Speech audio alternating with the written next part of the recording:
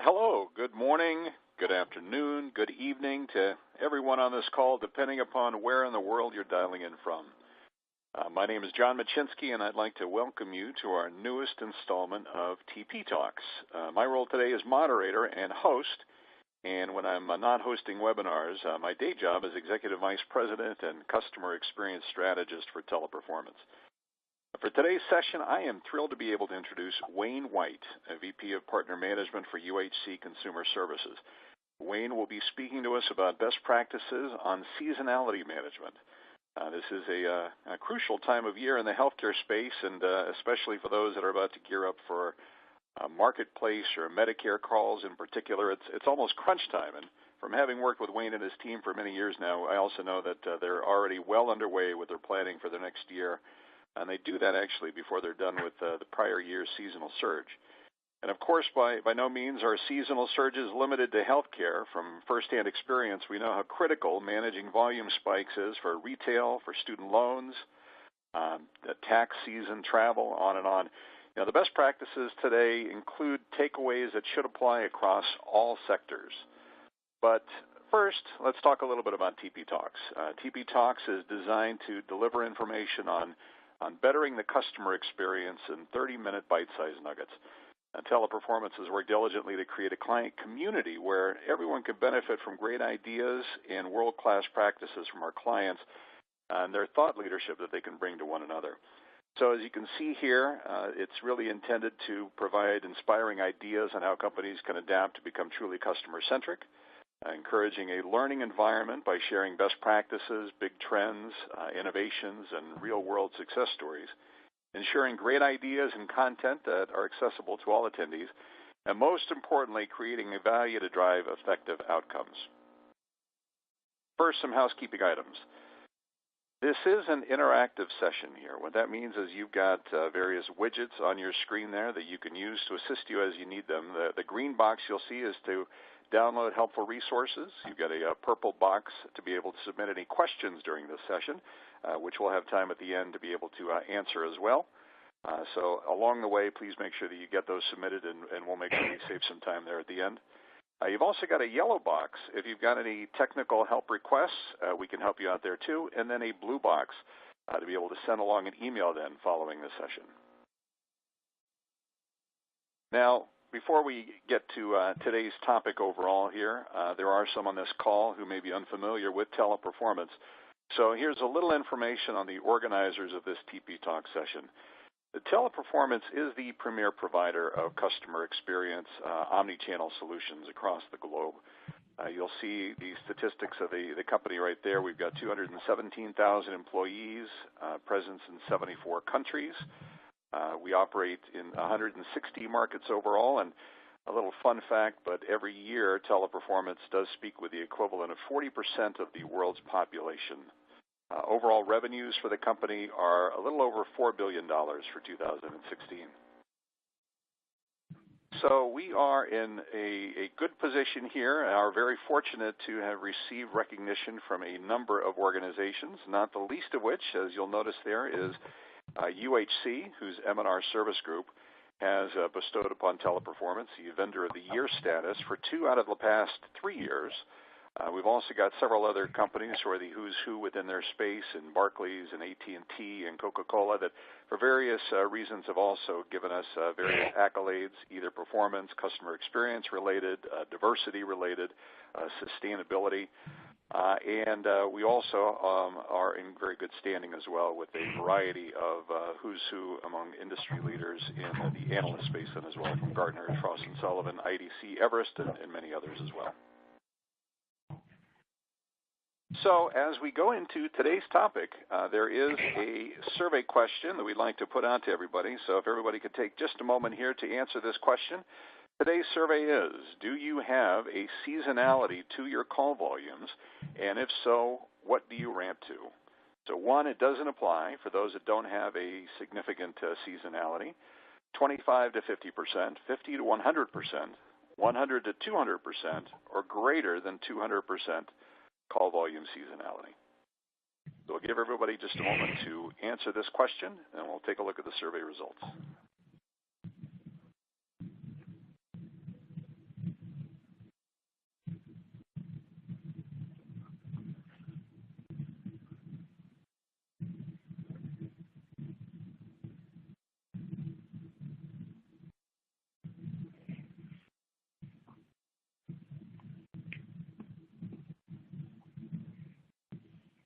All right.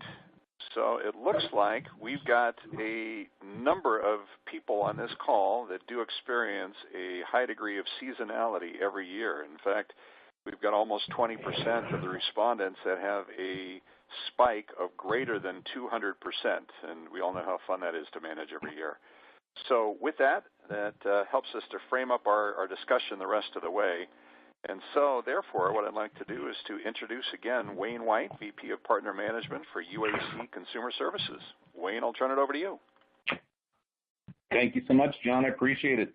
So, John mentioned I am with UnitedHealth Group, VP Partner Management, and very excited to speak with you all today. Those ramps of over 200% are near and dear to my heart, as you'll soon find out. So let's talk a little bit about who we are.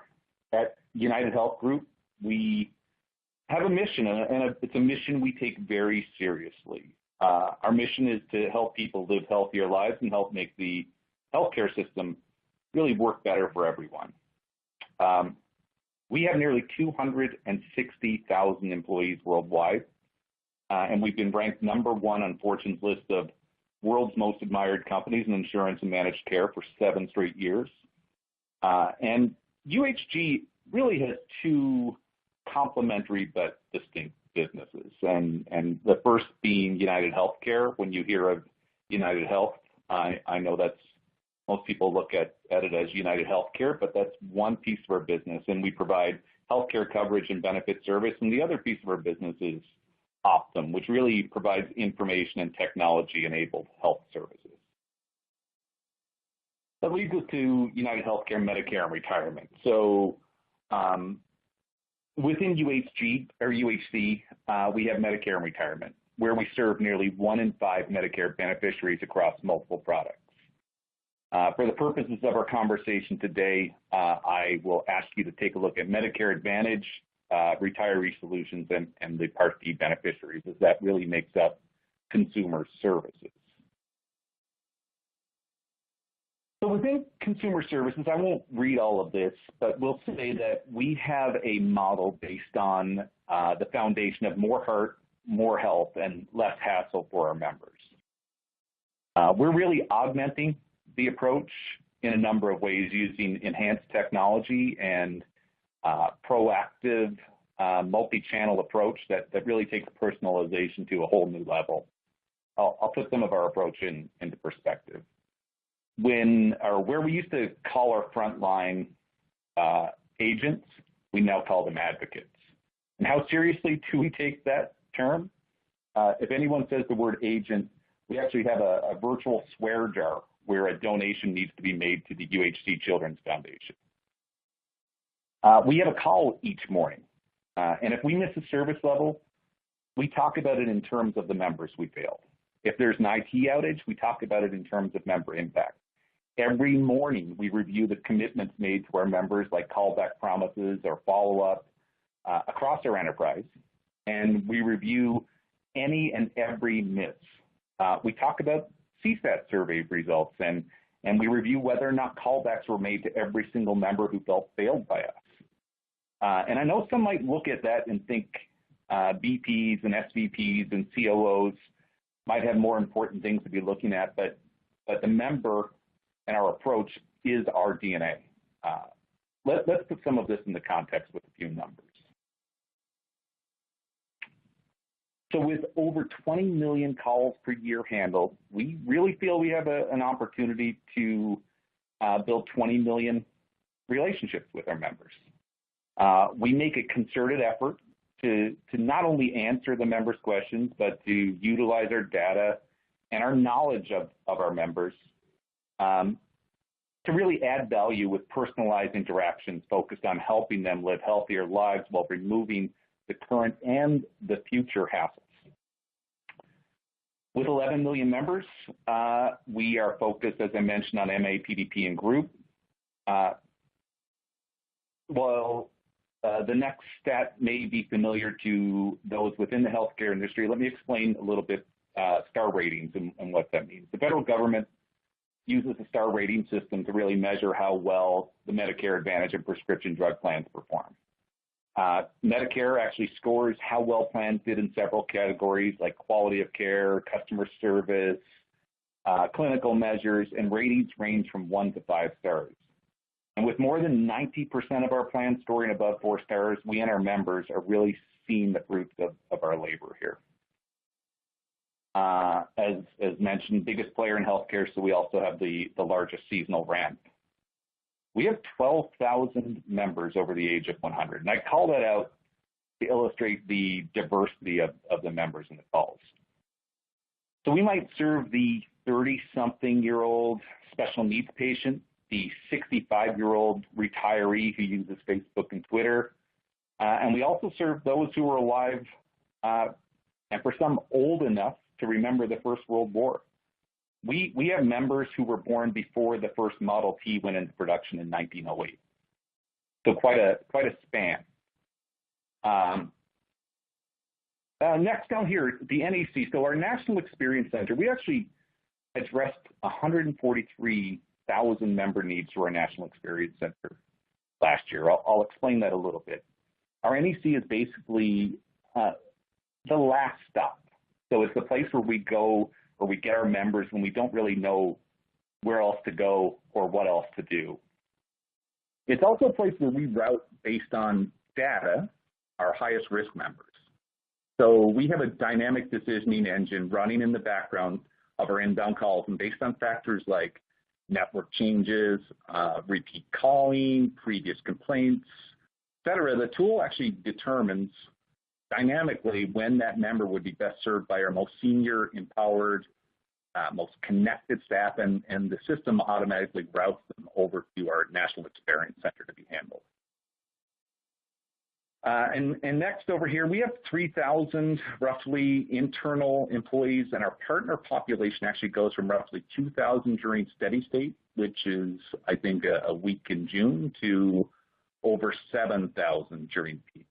It really leads me to the next slide. So with a greater than 300% seasonal ramp requirement, we work with our partners to meet the needs of our members. We use a methodology really based on innovation and continuous process improvement. And peak season readiness is really a year-round practice for us. We don't come up with a playbook the day of the game. We really build and prepare and even practice those plays so that when it's go time, we're ready. So I'll go through this timeline-wise here. Our first few weeks are actually what we call peak weeks. So the first 2 weeks of January, we actually take almost 10% of our volume for the year.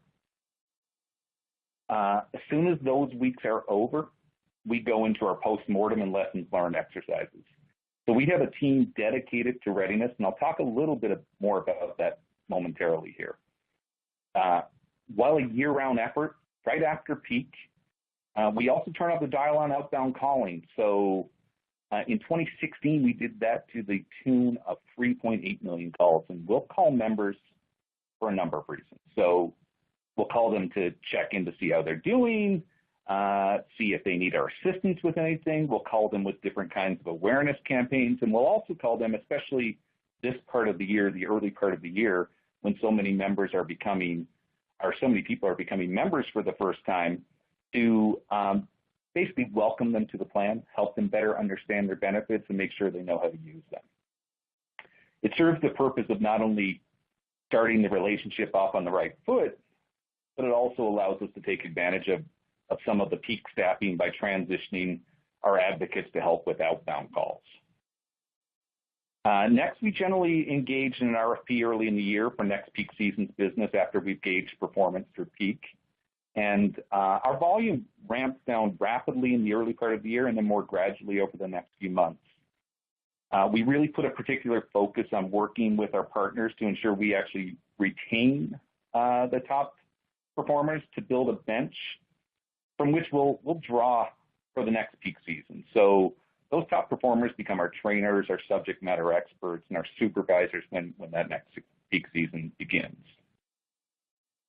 Our volume ramps down very rapidly, as I mentioned, but We also, as it's ramping down, we have a large pipeline of programs and ideas from which we'll generally run pilots during steady state to gauge operational impacts and lifts. So moving on, in May, we use planning projections. We communicate our seasonal plan and associated reward to our partners. And that's followed shortly thereafter by our first seasonal hiring and training in the midsummer. We then start sending our annual notices of change to our members in September, followed by our annual enrollment period, which begins on October 15th in this country. So we really grow gradually from there with a boost in volume near the end of open enrollment, the December 7th week, followed by our peak once again in January, the first 2 weeks of January. So back to that readiness team I mentioned. We're basically collecting and, when possible, acting on lessons learned throughout the season. Those lessons learned are flowing back into our readiness process and our readiness team. The team is engaged year-round in developing a peak season program that really builds around 6 main elements. So there's training, everything from our training model to tracking of class completion to ensuring the product changes are captured in the material. Number 2, our plan and product strategy. Think pricing, benefit changes, acquisitions, member migration, service area expansions, etc. Number 3, they look at our service support model. Do we have new call processes? Are we bifurcating calls differently? Are we routing differently? What is our node strategy? What are we implementing based on the outcomes of those pilots? Number 4, they look at our plan changes and our retention strategy. So they'll look at and track the multi-channel member outreach using the predictive modeling. They'll review the specific activities geared around member retention and ensure it's built into all of our plans. Number 5, team is very focused on business continuity and unplanned disruptions. They'll actually hold BCP exercises throughout the year and then daily AEP readiness calls and site support strategy meetings to ensure that we're ready.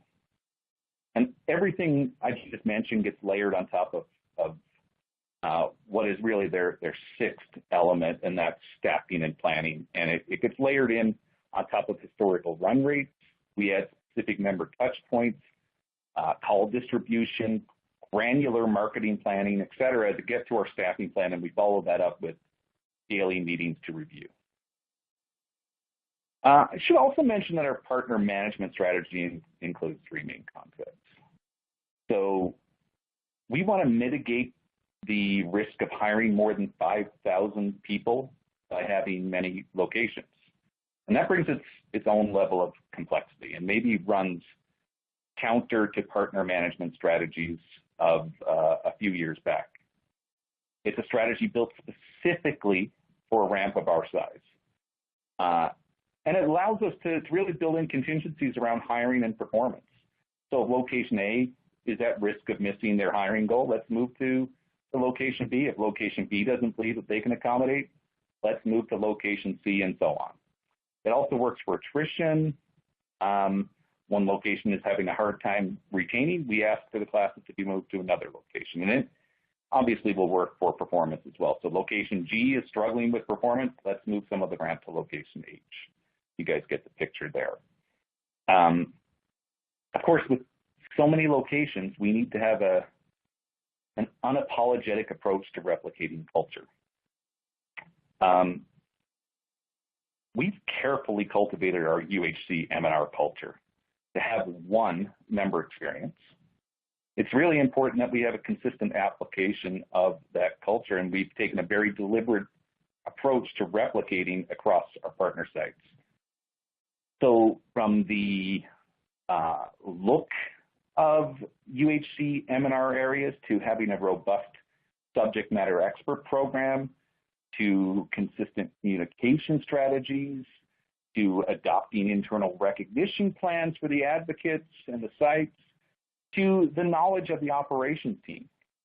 For instance, we have what we call IPAC sessions, where we bring in our partners to our internal sites for immersive process and culture, hence IPAC sessions. And we really believe culture replication is a key concept in our seasonal strategy. And finally, we have the governance activities with our partners, from the daily meetings and mutually beneficial contracts to the ensuring that the business is actually awarded to our top performers year over year.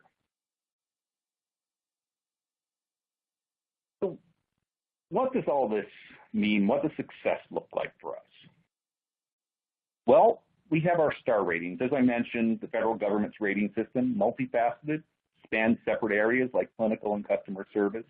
And we've taken a very deliberate approach across all of our channels to take advantage of those personal interactions with our members to really influence our clinical scores and improve the health of our members.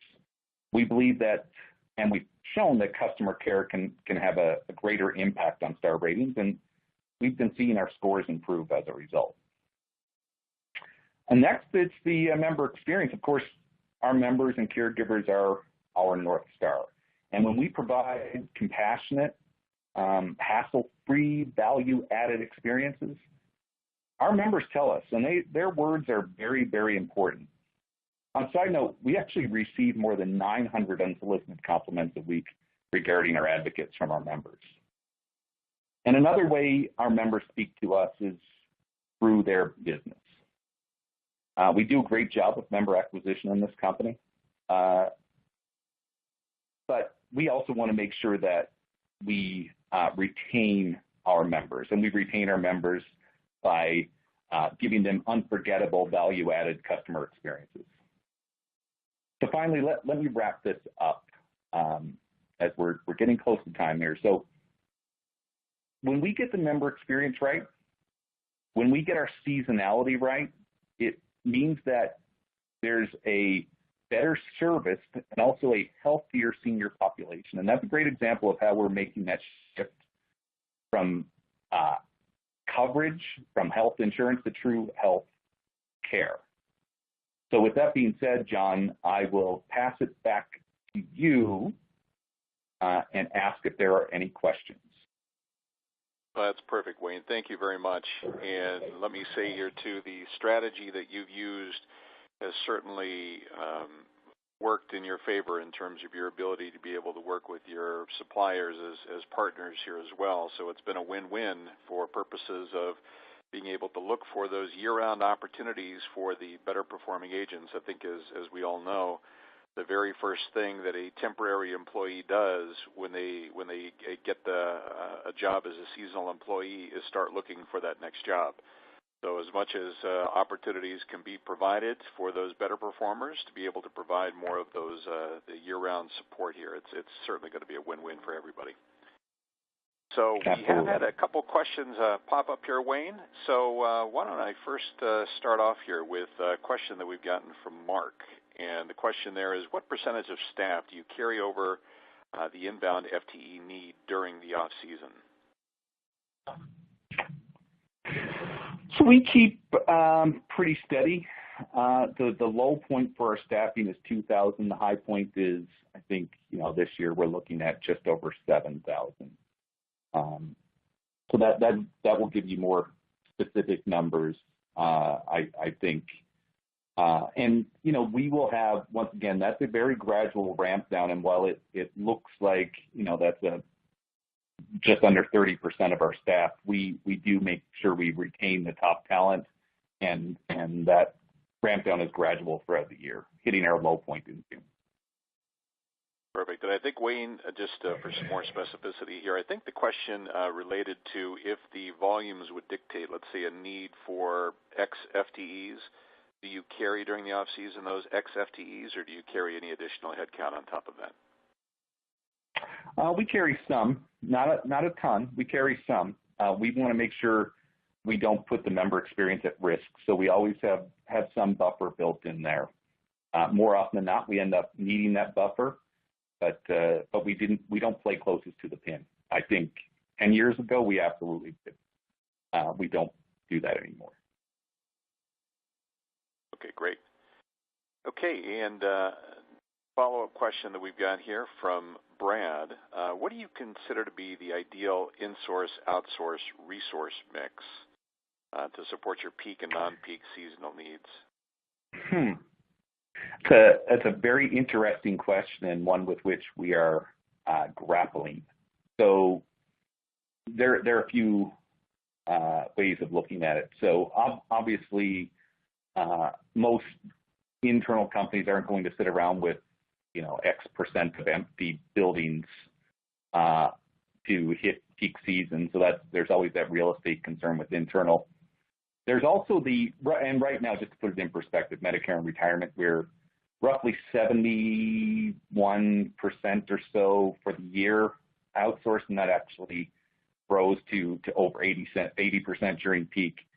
And so there are a number of things to look at there, a number of factors, right? So one of the things we're grappling with is if we build our internal footprint, the expectation is that internal footprint will be a year-round footprint. And the challenge with that is it actually will make the seasonal ramp even more severe with a lower percentage of trained subject matter experts, trained folks who can be the supervisors. So you basically, by increasing your internal footprint year-round, for peak, you increase it year-round, and that year-round actually increases the percentage of ramp at the partners, and we lose some of that self-sustaining environment as a result. So it's a good question, a tough question. I'm not sure we've come up with that answer.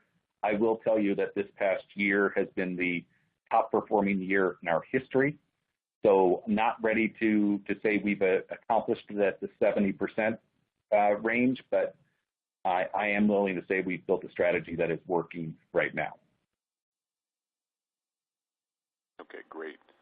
Thank you. The next question is from Jeff, and I think from a few others as well here. How does domestic nearshore or offshore fit into your overall solution mix?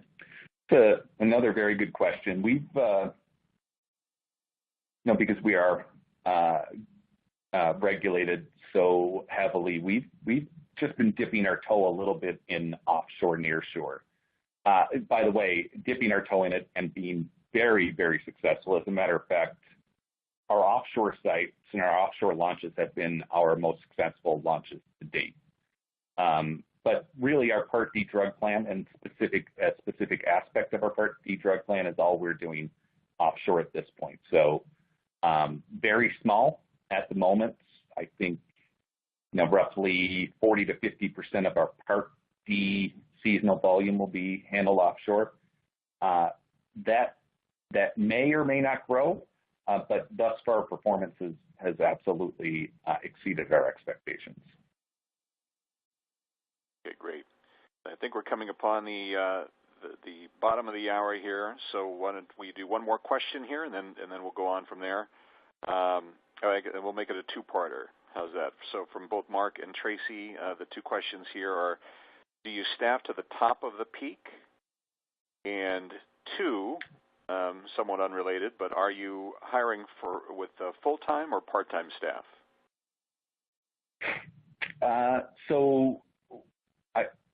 Our goal is to hire full-time staff.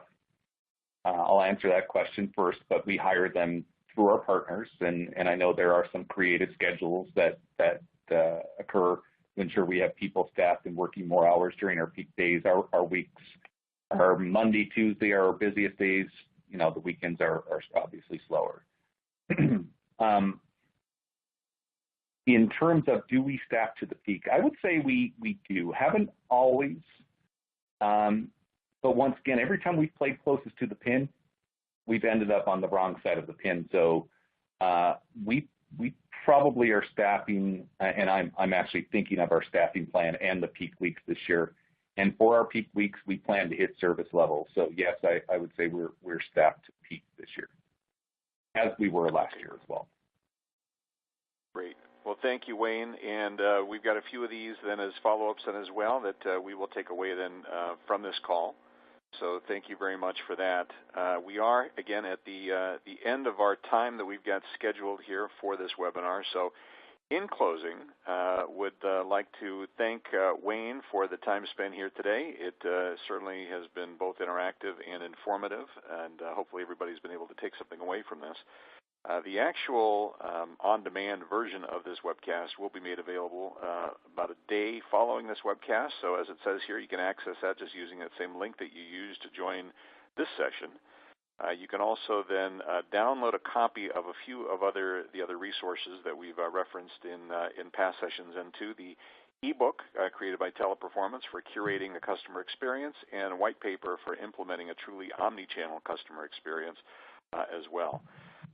Beyond that, we will be having future TP Talks seminars happening regularly, and with that, if you've got any additional topics that you would like to see covered in future sessions, please email that over, and especially if anybody would like to participate in a future session directly, please make sure you get that information over to us as well, and we'd be happy to be back in touch with you to try to be able to make that happen. So Wayne, again, thank you very much here for today's session. Would like to thank everybody for participating in today's session then too, and look forward to seeing you next time on our session of TP Talks. Have a great day, everybody. Take care. Bye-bye.